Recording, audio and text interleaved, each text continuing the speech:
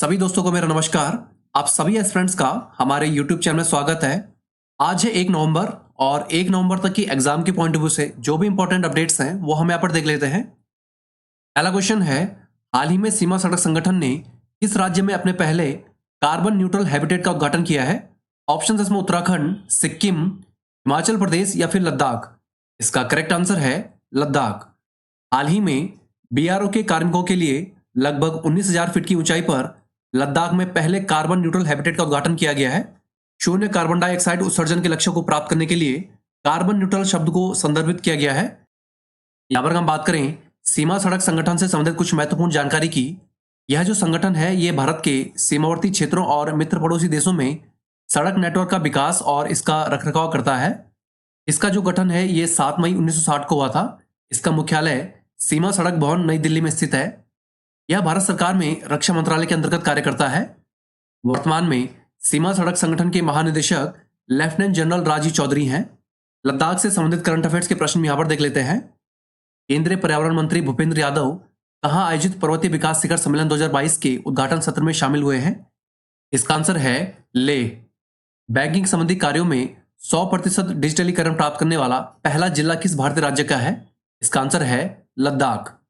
लद्दाख पटकथा लेखन मेला 2022 का शुभारंभ किसने किया है? इसका आंसर है लद्दाख के उपराज्यपाल आर के माथुर। अगला क्वेश्चन है, इनमें से किस संस्था ने ग्लोबल टीबी रिपोर्ट 2022 जारी की है? ऑप्शन इसमें AIIMS Delhi, red cross society, विश्व स्वास्थ्य संगठन या फिर विश्व टीबी संस्थान। इसका करेक्ट आंसर है विश्व स्वास्थ्य संगठन। विश्व स्वास्थ्य संगठन ने हाल ही में वैश्विक टीबी रिपोर्ट 2022 जारी की है। इस रिपोर्ट के अनुसार भारत उन 8 देशों में शामिल है जो कुल टीबी रोगियों की संख्या का 2/3 से अधिक है। इन देशों में भारत के अलावा चीन, पाकिस्तान, इंडोनेशिया, फिलीपींस, नाइजीरिया और कांगो लोकतांत्रिक गणराज्य शामिल हैं। यहाँ पर हम बात करें विश्व स्वास्थ्य संगठन से संबंधित कुछ महत्वपूर्ण जानकारी की। विश्व स्वास्थ्य संगठन ये संयुक्त राष्ट्र की एक विशेष एजेंसी है। इसकी स्थापना 7 अप्रैल 1948 को हुई थी। इसका मुख्यालय जिनेवा, स्विट्जरलैंड में स्थित है। वर्तमान में इसके महासचिव एंटोनियो गुटेरस हैं। चिकित्सा विज्ञान के क्षेत्र में करंट अफेयर्स के प्रश्न यहां पर देख लेते हैं। केंद्रीय स्वास्थ्य और परिवार कल्याण मंत्रालय ने टेली मानस पहल ये किसके लिए शुरू की है? इसका आंसर है मानसिक स्वास्थ्य। भारत की पहली इंट्रानेजल कोरोना वैक्सीन ये किसके द्वारा पेश की गई है? इसका आंसर है भारत बायोटेक। विश्व स्वास्थ्य संगठन ने मंकी पॉक्स वायरस को कौन सा नया नाम दिया है? इसका आंसर है क्लेड्स 1, 2A एंड 2B। अगला क्वेश्चन है, नासा का ड्रैगन फ्लाई रोटरक्राफ्ट इनमें से किस ग्रह के प्राकृतिक उपग्रह का अन्वेषण करेगा? ऑप्शन इसमें शनि, पृथ्वी, बृहस्पति या फिर शुक्र। इसका करेक्ट आंसर है शनि। नासा का ड्रैगन फ्लाई रोटरक्राफ्ट ये शनि के सबसे बड़े उपग्रह टाइटन का अन्वेषण करेगा। अमेरिकी अंतरिक्ष एजेंसी नासा द्वारा यह जो मिशन है ये वर्ष 2027 में लॉन्च किया जाएगा। यहां पर हम बात करें विश्व के कुछ प्रमुख अंतरिक्ष अन्वेषण मिशनों की। इसमें प्रोजेक्ट अपोलो, वाइकिंग कार्यक्रम, डीप इम्पैक्ट ये संयुक्त राज्य अमेरिका के प्रमुख अंतरिक्ष अन्वेषण मिशनों में से एक है। इसके अलावा लूना कार्यक्रम, फोबोस कार्यक्रम और वेनेरा मिशन ये सोवियत संघ के अन्वेषण मिशन है। मंगलयान कार्यक्रम और चंद्रयान कार्यक्रम ये भारत के अंतरिक्ष अन्वेषण मिशन है। इसके अलावा चांग कार्यक्रम ये चीन का प्रमुख अंतरिक्ष अन्वेषण मिशन है। स्पेस टेक्नोलॉजी से संबंधित करंट अफेयर्स के प्रश्न यहां पर देख लेते हैं। भारतीय प्रौद्योगिकी संस्थान मद्रास के शोधकर्ताओं ने किस एजेंसी के साथ मिलकर अंतर्राष्ट्रीय अंतरिक्ष स्टेशन में सूक्ष्म जीवों की परस्पर क्रिया का अध्ययन किया है? इसका आंसर है नासा। इसरो ने अपने सबसे भारी रॉकेट LBM-3M2 द्वारा किस स्थान से 36 उपग्रहों को सफलतापूर्वक स्थापित किया है? इसका आंसर है श्रीहरिकोटा।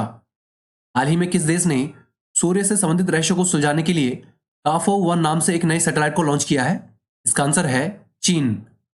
अगला क्वेश्चन है, फीफा अंडर 17 महिला विश्व कप 2022 ये किस टीम ने जीता है? ऑप्शन इसमें भारत, ब्राजील, स्पेन या फिर जर्मनी। इसका करेक्ट आंसर है स्पेन। फीफा अंडर 17 महिला विश्व कप 2022 के फाइनल मुकाबले में स्पेन ने कोलंबिया को हराकर यह खिताब अपने नाम किया है। फीफा महिला विश्व कप का यह संस्करण इस बार भारत में आयोजित हुआ है। यहां पर हम बात करें फीफा की। फीफा यानी कि federation international D football association ये फुटबॉल का अंतर्राष्ट्रीय नियंत्रण निकाय है। इसकी स्थापना 1904 में पेरिस, फ्रांस में हुई थी। इसका वर्तमान में मुख्यालय ज्यूरिख, स्विट्जरलैंड में स्थित है। वर्तमान में जियानी इन्फेंटिनो ये फीफा के अध्यक्ष हैं। महिला फुटबॉल से संबंधित करंट अफेयर्स के प्रश्न यहां पर देख लेते हैं। फीफा अंडर 17 महिला विश्व कप 2022 का आयोजन ये कहां पर हुआ है? इसका आंसर है भारत। एशियाई फुटबॉल महिला एशिया कप 2022 की मेजबानी ये किसने की है? इसका आंसर है भारत। फीफा महिला विश्व कप 2023 का आयोजन ये कहां पर होगा? इसका आंसर है ऑस्ट्रेलिया और न्यूजीलैंड। अगला क्वेश्चन है, आइवरी कोस्ट में भारत का नया राजदूत किसे नियुक्त किया गया है? ऑप्शन इसमें अतुल गोस्वामी, राजेश रंजन, प्रभाकर देव या फिर धनंजय मिश्रा। इसका करेक्ट आंसर है राजेश रंजन। भारतीय विदेश सेवा के अधिकारी डॉक्टर राजेश रंजन को पश्चिम अफ्रीकी देश आइवर कोस्ट में भारत का नया राजदूत नियुक्त किया गया है। डॉक्टर राजेश रंजन अभी वर्तमान में बोत्सवाना गणराज्य में भारत के उच्चायुक्त हैं। यहां पर हम बात करें आइवरी कोस्ट से संबंधित कुछ महत्वपूर्ण जानकारी की। इसे कोटे डी आइवर गणराज्य के नाम से भी जाना जाता है। यह अफ्रीकी महाद्वीप में स्थित एक देश है। यामोसुक्रो इस देश की राजनीतिक राजधानी है। अबिजान इस देश का सबसे बड़ा शहर और आर्थिक केंद्र है। यह जो देश है ये 7 अगस्त 1960 को फ्रांस से आजाद हुआ था। इस देश की आधिकारिक भाषा फ्रेंच है। हाल ही में नियुक्त हुए भारतीय राजदूतों से संबंधित प्रश्न भी यहां पर देख लेते हैं। स्लोवाक गणराज्य में भारत का नया राजदूत किसे नियुक्त किया गया है? इसका आंसर है अपूर्वा श्रीवास्तव। कुवैत में भारत का नया राजदूत किसे नियुक्त किया गया है? इसका आंसर है आदर्श स्वैका। जापान में भारत के नए राजदूत कौन नियुक्त हुए हैं? इसका आंसर है सिबी जॉर्ज। अगला क्वेश्चन है, सुल्तान जोहर हॉकी कप 2022 का खिताब ये किस देश ने जीता है? ऑप्शन इसमें भारत, नीदरलैंड्स, जर्मनी या फिर ऑस्ट्रेलिया। इसका करेक्ट आंसर है भारत। भारत की अंडर 21 पुरुष हॉकी टीम ने हाल ही में मलेशिया में आयोजित सुल्तान जोहर कप हॉकी टूर्नामेंट के फाइनल में ऑस्ट्रेलिया को हराकर यह खिताब अपने नाम किया है। सुल्तान जोहर कप ये मलेशिया में आयोजित होने वाला एक वार्षिक अंतर्राष्ट्रीय अंडर 21 हॉकी टूर्नामेंट है। यहाँ पर हम बात करें हॉकी से संबंधित कुछ महत्वपूर्ण ट्रॉफियों की, इसमें बेटन कप है, Aga Khan cup, Sultan Azlan Shah cup, इसके अलावा MCC Murugappa gold cup, Lady Ratan Tata trophy cup, Indira Gandhi gold cup और ध्यानचंद ट्रॉफी, ये हॉकी से संबंधित कुछ महत्वपूर्ण ट्रॉफियां हैं। हाल ही में भारतीय टीमों द्वारा जीते प्रमुख टूर्नामेंटों से संबंधित प्रश्न यहां पर देख लेते हैं। भारत ने किस टीम को हराकर सैफ अंडर 17 फुटबॉल चैंपियनशिप का खिताब अपने नाम किया है? इसका आंसर है नेपाल। बैडमिंटन के थॉमस कप 2022 में भारत ने किस टीम को हराकर 73 साल बाद यह खिताब अपने नाम किया है? इसका आंसर है इंडोनेशिया। सैफ अंडर 18 महिला फुटबॉल चैंपियनशिप में किस आधार पर भारत को यह खिताब दिया गया है? इसका आंसर है बेहतर गोल औसत के आधार पर। अगला क्वेश्चन है, हाल ही में ब्राजील के नए राष्ट्रपति कौन चुने गए हैं? ऑप्शंस इसमें जैर बोल्सोनारो, लूला दा सिल्वा, मैक्स पाइने या फिर टॉम जैकब्स। इसका करेक्ट आंसर है लूला दा सिल्वा। लूला दा सिल्वा ये तीसरी बार ब्राजील के राष्ट्रपति चुने गए हैं। इन्होंने हाल ही में हुए राष्ट्रपति चुनाव में जैर बोल्सोनारो को बेहद कम अंतर से चुनाव में हराया है। यहां पर हम बात करें ब्राजील की, ब्राजील दक्षिण अमेरिकी महाद्वीप में स्थित एक देश है। इसकी राजधानी ब्रासिलिया है। यहाँ की राजभाषा पुर्तगाली है। इस देश की आधिकारिक मुद्रा ब्राजीलियाई रियल है। ब्राजील विश्व में सर्वाधिक कॉफी उत्पादित करने वाला देश है। ब्राजील में कहवा के बागानों को फजेंडा भी कहा जाता है। ब्राजील में बहने वाली अमेजन नदी अपवाद क्षेत्र की दृष्टि से विश्व की प्रथम नदी है। हाल ही में निर्वाचित हुए विभिन्न देशों के राष्ट्राध्यक्षों से संबंधित प्रश्न भी यहाँ पर देख लेते हैं। यूनाइटेड किंगडम के प्रधानमंत्री बनने वाले पहले ब्रिटिश भारतीय कौन है? इसका आंसर है ऋषि सुनक। हाल ही में चीन में तीसरी बार राष्ट्रपति बनने का रिकॉर्ड किसने बनाया है? इसका आंसर है शी जिनपिंग। स्वीडन के नए प्रधानमंत्री कौन बने हैं? इसका आंसर है उल्फ क्रिस्टरसन। हाल ही में इराक के नए राष्ट्रपति कौन चुने गए हैं? इसका आंसर है अब्दुल लतीफ राशिद। अगला क्वेश्चन है, दिल्ली में सरस फूड फेस्टिवल 2022 का उद्घाटन किसने किया है? ऑप्शन इसमें अरविंद केजरीवाल, फग्गन सिंह कुलस्ते, विनय कुमार सक्सेना या फिर द्रौपदी मुर्मू। इसका करेक्ट आंसर है फग्गन सिंह कुलस्ते। केंद्रीय ग्रामीण विकास और इस्पात राज्य मंत्री फग्गन सिंह कुलस्ते ने नई दिल्ली में सरस खाद्य महोत्सव 2022 का उद्घाटन किया है।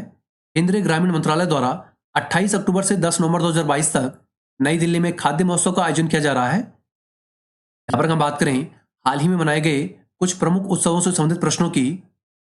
7वें इंडिया आर्ट्स फेस्टिवल का आयोजन ये कहां पर हुआ है? इसका आंसर है नई दिल्ली। हाल ही में किस भारतीय राज्य ने राज्य में पहली तरह के पक्षी उत्सव का आयोजन किया है? इसका आंसर है जम्मू कश्मीर। मेघा कयाक महोत्सव 2022 का 5वां संस्करण ये किस राज्य में आयोजित हुआ है? इसका आंसर है मेघालय। अगला क्वेश्चन है, हाल ही में चेयर ऑफ कंट्री सिविल 20 ये किसे नियुक्त किया गया है? ऑप्शन इसमें माता अमृतानंदमयी, विनोद शर्मा, हरविंदर कौर या फिर शिव कुमार शर्मा। इसका करेक्ट आंसर है माता अमृतानंदमयी। भारत सरकार ने G20 समूह की बैठक से पहले अमृतानंदमयी देवी, जिन्हें अम्मा के नाम से भी जाना जाता है, इन्हें देश की सिविल 20 का अध्यक्ष नियुक्त किया है। C20 में उन देशों के संगठन भी शामिल हैं जो G20 के सदस्य नहीं हैं, ताकि G20 लीडर समिट में समाज के सभी वर्गों के लोगों को सुना जा सके। यहाँ पर हम बात करें G20 संगठन की, यह विश्व बैंक, अंतर्राष्ट्रीय मुद्रा कोष के प्रतिनिधि, यूरोपीय संघ और 19 देशों का एक अनौपचारिक समूह है। इसकी स्थापना वर्ष 1999 में हुई थी। यह एक मंत्रिस्तरीय मंच है जिसे G7 द्वारा स्थापित किया गया था। वर्ष 2008 से G20 राष्ट्रों के नेताओं का शिखर सम्मेलन आयोजित किया जाता है। भारत 2023 में G20 शिखर सम्मेलन की मेजबानी करेगा। अब यहाँ पर हम बात करें महत्वपूर्ण दिवस की, आज है 1 नवंबर और 1 नवंबर को विश्व शाकाहारी दिवस के रूप में मनाया जाता है। शाकाहारी आहार और शाकाहार के लाभों के बारे में जागरूकता बढ़ाने के उद्देश्य से प्रत्येक वर्ष 1 नवंबर को विश्व शाकाहारी दिवस के रूप में मनाया जाता है। अब यहाँ पर हम बात करें अंतिम 5 महत्वपूर्ण दिवस की, 31 अक्टूबर को राष्ट्रीय एकता दिवस के रूप में मनाया जाता है। इसके अलावा 29 अक्टूबर को विश्व स्ट्रोक दिवस, अंतर्राष्ट्रीय इंटरनेट दिवस, 28 अक्टूबर को अंतर्राष्ट्रीय एनिमेशन दिवस, 27 अक्टूबर को विश्व श्रव्य दृश्य विरासत दिवस और 24 अक्टूबर को संयुक्त राष्ट्र दिवस के साथ साथ विश्व विकास सूचना दिवस के रूप में भी मनाया जाता है। अब पिछले क्वेश्चनों का रिवीजन के साथ साथ कुछ इंपॉर्टेंट वन लाइनर्स भी यहाँ पर देख लेते हैं। हाल ही में सीमा सड़क संगठन ने लद्दाख में अपने पहले कार्बन न्यूट्रल हैबिटेट का उद्घाटन किया है। सैमसंग इलेक्ट्रॉनिक्स ने आधिकारिक रूप से ली जे योंग को कार्यकारी चेयरमैन नियुक्त किया है। विश्व स्वास्थ्य संगठन ने हाल ही में ग्लोबल टीबी रिपोर्ट 2022 जारी की है। केंद्रीय गृह मंत्री राजनाथ सिंह ने वर्चुअल माध्यम से लद्दाख में 2 हेलीपैड को लॉन्च किया है। नासा का ड्रैगन फ्लाई रोटरक्राफ्ट ये शनि के प्राकृतिक उपग्रह टाइटन का अन्वेषण करेगा। स्पेन ने फीफा अंडर 17 महिला विश्व कप 2022 का खिताब जीता है। हाल ही में 30 अक्टूबर को डॉक्टर होमी जहांगीर भाभा की 113वीं जयंती मनाई गई है। हाल ही में अमृतानंदमयी देवी को चेयर ऑफ कंट्री सिविल 20 नियुक्त किया गया है। डॉक्टर राजेश रंजन को आइवरी कोस्ट में भारत का नया राजदूत नियुक्त किया गया है। केंद्रीय शिक्षा मंत्री धर्मेंद्र प्रधान ने पुरी में भारत के दूसरे राष्ट्रीय वैदिक विद्यालय का उद्घाटन किया है। भारत ने फाइनल में ऑस्ट्रेलिया को हराकर सुल्तान जोहर हॉकी कप 2022 का खिताब जीता है। भारतीय नौसेना ने तंजानिया और मोजाम्बिक के साथ पहला त्रिपक्षीय अभ्यास शुरू किया है। लूला दा सिल्वा ये हाल ही में ब्राजील के नए राष्ट्रपति चुने गए हैं। राष्ट्रीय प्राकृतिक इतिहास संग्रहालय द्वारा फिट इंडिया फ्रीडम रन 3.0 का आयोजन किया गया है।